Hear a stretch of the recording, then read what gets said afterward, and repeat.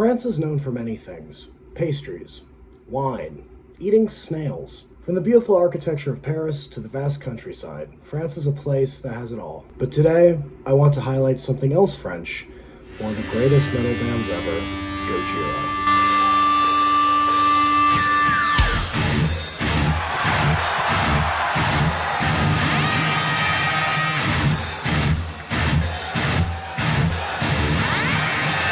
Gojira is a technical death metal / groove band originating from Angers, France, and formed by brothers Joseph and Mario Duplantier in 1996. When the band first started releasing music, they went by the name Godzilla, which can be found on their old demos. The lineup since 1998 has been Joe on rhythm guitar and vocals, Mario on drums, Christian Andrew on lead guitar, and Jean-Michel Labadie on bass. Gojira released their first album, Terra Incognita, in 2001, with iconic songs such as Clone, Love, and Blow Me Away Universe. Terra is most definitely the heaviest album in their discography, and sounds like a faster Morbid Angel. It's crazy that the drummer Mario was only 18 during the recording of this album with how technical the drumming was, and he's still one of the best drummers in metal. Terra Incognita is Latin for unknown land, and is an album that explores soul-searching and looking for enlightenment through self-reflection.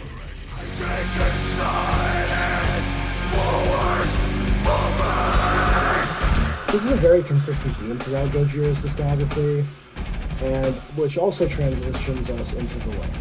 The Link is the weird middle ground between Gojira's old sound and the sound they became known for.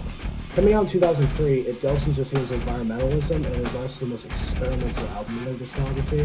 Gojira doesn't often play songs from either of these two albums, sadly, but the outro to Remembrance is often played at the end of any song in their setlist, and it's really good. I remember hearing it live for Gojira, and that was really cool.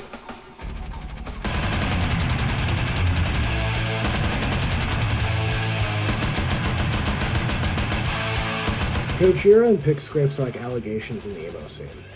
And From Mars to Sirius is when Gojira found that last element to their sound. From Mars to Sirius is a concept album about a man coming back to Earth after humanity destroyed it to learn from history to save his own people. Considering that I have a tattoo for this album, I'll show a better photo, like here-ish. I really love this album. I also have it on vinyl, which sits above my desk every day. Songs like Heaviest Matter of the Universe, Backbone, and Flying Whales, and Global Warming remain in consistent rotation and are some of the most popular in their discography. From Mars underlies a tone push towards that brighter sound, and became the staple for future albums in guitar tone.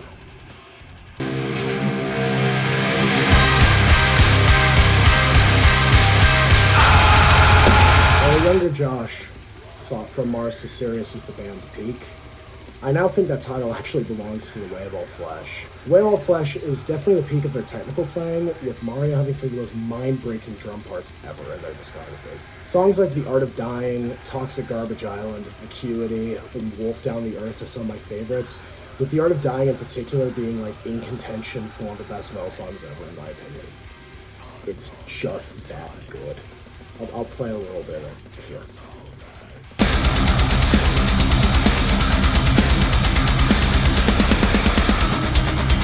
La Enfant Sauvage is the final album in the Golden Trinity run of albums Gojira created, in my opinion.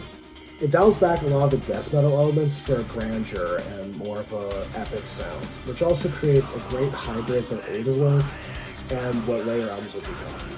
La Enfant is an album about self-improvement and freedom, putting the responsibility on oneself to make change. Tracks like The Gift of Guilt, The Axe, Born in Winter, and the title track deal a lot with these themes and create some of the most iconic songs in their discography.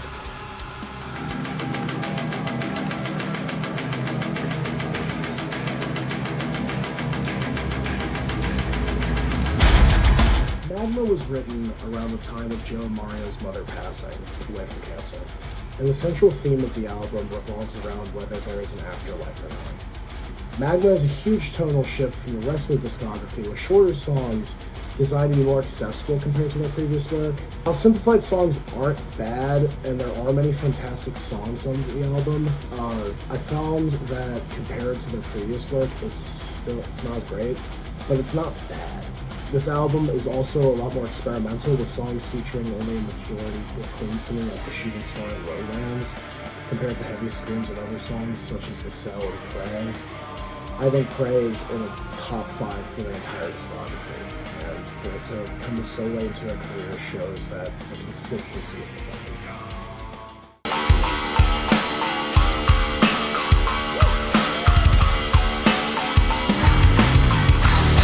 Fortitude is the last album that has been released as of recording this video, despite confirmations of another album coming soon from members of the band themselves. Fortitude, while not my favorite, was definitely important for the band. It has songs that deal with environmental damage and human rights, with the chant being about the hostile takeover of Tibet by China, and Amazonia being about the deforestation of fires and support in the Amazon and supporting the indigenous tribes of the Amazon.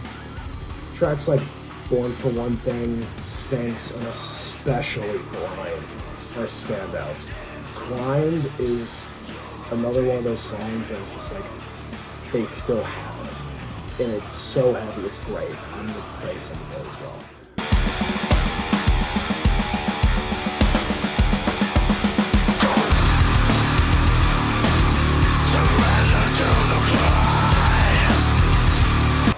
Fortitude is a lot softer compared to their other work, and I find that a lot of songs don't stand out as much compared to their previous albums, but that doesn't mean they're bad. A mediocre Gojira album is still better than most albums.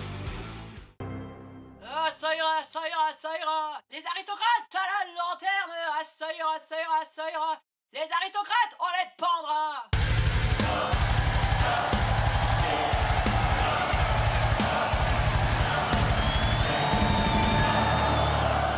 But before I reach my conclusion, I want to bring up the Paris 2024 Summer Olympics.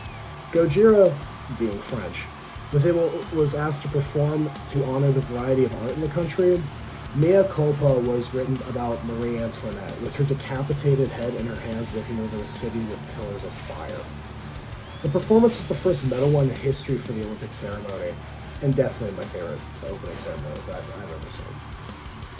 I remember almost being late to work, actually, because I wanted to catch the performance before my shift, and Mea Culpa has now become one of a consistent part of the set list, and has blown them up in the eyes of the public. I vividly remember friends of mine who don't listen to metal asking about the ceremony and how great it was to see my favorite band get the recognition they deserve.